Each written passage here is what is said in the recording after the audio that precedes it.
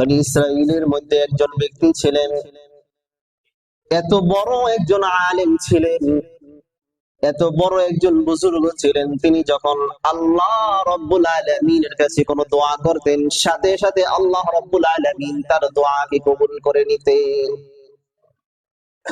তিনি ইসমে আজম জানতেন। ইসমে আজম এমন কিছু দোয়া, যে দোয়াগুলো পরে যদি আল্লাহ রাব্বুল আলামিনের কাছে কেউ দোয়া করে, আল্লাহ রাব্বুল আলামিন তার দোয়াকে কবুল করে নেন।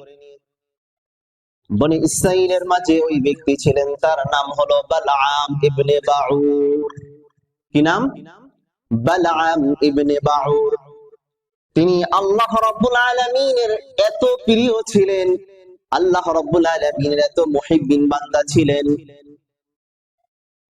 বনি ইসরাইলের কোন মানুষের জন্য যদি তিনি দোয়া করতেন, আল্লাহ রাব্বুল আলামিনের কাছে তার হাত উঠাতে দেরি হতো, কিন্তু আল্লাহ রাব্বুল আলামিন তার হাত কবুল করতে দেরি করতেন না।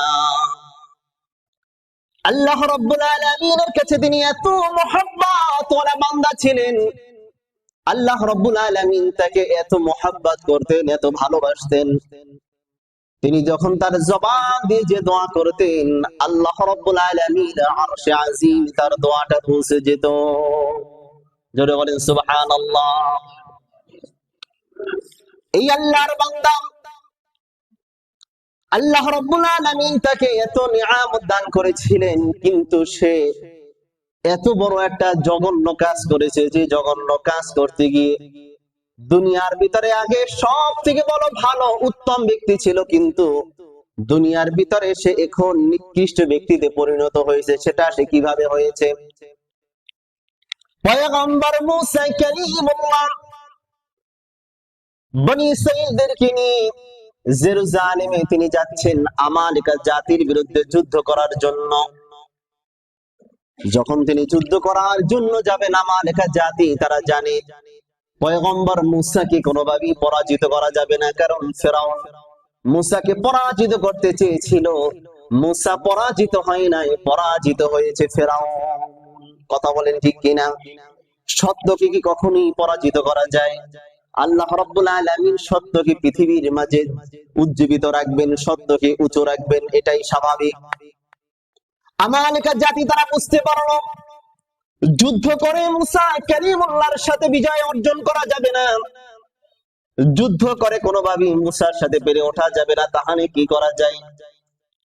এই বালআম ইবনে বাউরার কাছে গিয়েছে, বলে তুমি তো যে দোয়া করো, ওই দোয়া আল্লাহ রাব্বুল আলামিন কবুল করে নেন। সুতরাং তুমি মুসার বিরুদ্ধে একটু বদদোয়া করো, মুসার বিরুদ্ধে একটু দোয়া করো, আমাদের জন্য দোয়া করো, মুসার জন্য তুমি বদদোয়া করো, যাতে আল্লাহ মুসা কালিমুল্লাহকে বিজয় দান না করেন, মুসাকে ধ্বংস করে দেন, তার দলবলকে ধ্বংস করে দেন। জোরে বলেন নাউজুবিল্লাহ। বালআম ইবনে বাউরা সে প্রত্যাখ্যান করলো।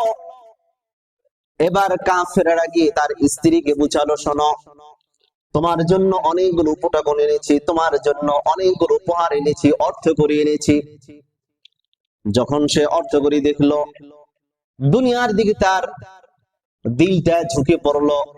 আল্লাহ রাব্বুল আলামিন সূরাতুল আ'রাফের 176 নাম্বার আয়াতের মাঝে রব্বে কারীম বলেন, ওয়ালাউ শি'না লারাফা'নাহু বিহা ওয়ালাকিন্নাহু আখলাদা ইলাল আরদি ওয়াত্তাবা'a হাওয়া।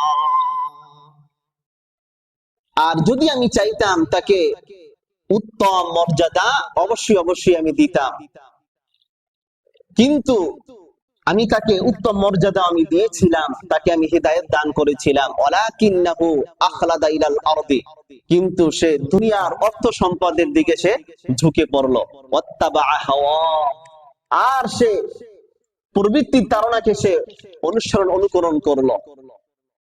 ফামাসালুহু কামাসালিল কালব, আল্লাহ রাব্বুল আলামিন বলেন তার দৃষ্টান্ত হলো কুকুরের ন্যায়। কিসের ন্যায়? জোরে বলেন, কুকুরের ন্যায়।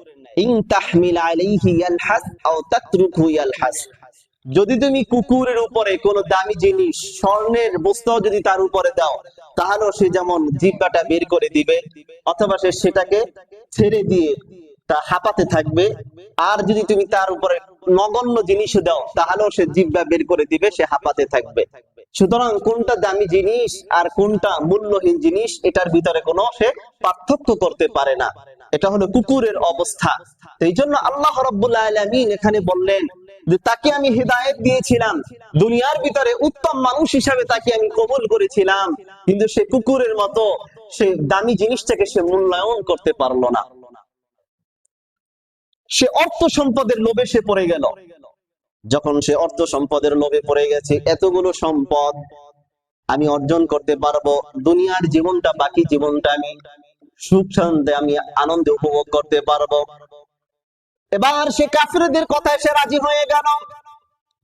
সেবার হাত তুলেছে আল্লাহ রাব্বুল আলামিনের কাছে মুসা কালিমুল্লাহর বিরুদ্ধে বদদোয়া করার জন্য, মুসা কালিমুল্লাহর বিরুদ্ধে দোয়া করার জন্য, মুসার জন্য সে বদদোয়া করবে এই জন্য সে হাত তুলেছে। যখনই মাত্র মুসার জন্য বদদোয়া করার জন্য হাত উঠিয়েছে, তার জিহ্বাটা সাথে সাথে জবান থেকে নাভি পর্যন্ত নেমে গেছে, জিহ্বা উল্টে গিয়েছে।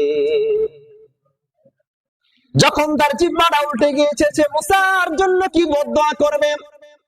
ওই আমালিকা জাতির জন্য সে বদদোয়া করলো, আমালিকা জাতির বিরুদ্ধে সে দোয়া করলো।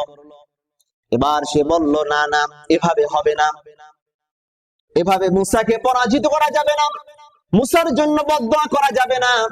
এবার সে আমালিকা জাতিদেরকে সে পরামর্শ দিল, শোনো শোনো, তোমরা আমাকে যে উপটকন দিলা, যত টাকা পয়সা দাও, দুনিয়ার জমিনের সমান যদি, দুনিয়ার সমান যদি অর্থ করে দাও, তারপর মুসাকে আমি বদদোয়া করতে পারবো না। তার স্ত্রী বলল, দেখো আমরা তো অনেক টাকা পয়সা পেয়েছি, আরো টাকা পয়সা পাবো, তুমি যদি মুসার বিরুদ্ধে যদি তুমি বদদোয়া করো তাহলে তো তোমার দোয়া তো কবুল হবেই না, কিন্তু মাঝখান দিয়ে আমরা যে টাকা পয়সাটা পাবো এটা তো আমরা অর্জন করতে পারবো, এটা তো আমাদের লাভ। তখন সে বলল ঠিক আছে। যখন বদদোয়া করতে গিয়েছে মুসার জন্য, সে যখন এটা পারে নাই, তারপর সে পরামর্শ দিল, শোনো, বনি ইসরাইলের মাঝে তাদের ঈমানকে তোমরা হরণ করো, উলঙ্গ নারীদেরকে তোমরা তাদের মাঝে ঠকিয়ে দাও, নারীদের ফিতনা তাদের মাঝে ছড়িয়ে দাও। আমালিকা জাতি তাই করলো। যখন এই রকমের ভাবে উলঙ্গ নারীদেরকে তাদের মাঝে ছড়িয়ে দিয়েছে, বনি ইসরাইলের মাঝে বড় একজন সর্দার ছিল, সে সর্বপ্রথম জেনায় লিপ্ত হয়ে গেছে। আর জেনায় লিপ্ত হওয়া মাত্রই, যে জাতি যখন জেনারকারীর অন্তর্ভুক্ত হয়, জেনায় লিপ্ত হয়, আল্লাহ রাব্বুল আলামিনের রহমতের ফেরেশতারা তখন ওই ব্যক্তিদের থেকে চলে যায়। আর যখন আল্লাহর রহমতের ফেরেশতারা ওই ব্যক্তিদের মধ্য থেকে চলে যায়, তখন আল্লাহর গজব চলে আসে। আর আল্লাহর গজব যখন তাদের মধ্যে চলে এসেছে, তাদের ভিতরে পেলে রোগ দেখা দিও। পেলে রোগ দেখা দেওয়ার মাত্র একদিনে 70,000 মানুষ মৃত্যুবরণ করেছে। একদিনে 70,000 মানুষ মৃত্যুবরণ করেছে বনি ইসরাইল জাতির।